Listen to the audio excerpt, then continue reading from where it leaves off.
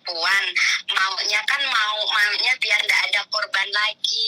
Tapi netizen itu gimana ya Miss, terlalu sakit mulutnya kalau ngomong itu Miss, bilangnya jadi perempuan nggak bisa gini gitu Miss.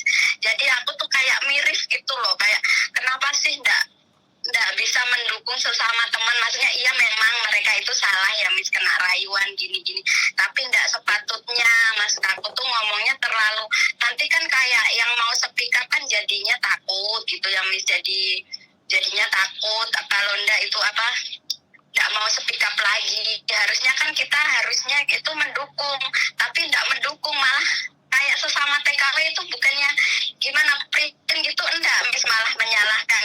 Makanya kalau kerja itu yang komennya itu kebanyakan menyalahkan yang cewek gitu loh Miss, nggak ada yang menyalah cowoknya itu. Aku yang up itu, jadi aku pas baca komen itu kayak gimana, kayak kecewa gitu Miss.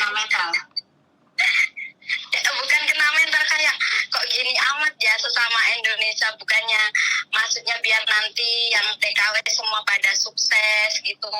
Maksudnya masa yang laki-laki kayak dikasih peluang, maksudnya ya biarin begitu orang yang perempuan juga mau, padahal kita kan bukan begitu maksudnya kan Miss, biar nggak ada korban lagi, intinya kan begitu, bukan melindungi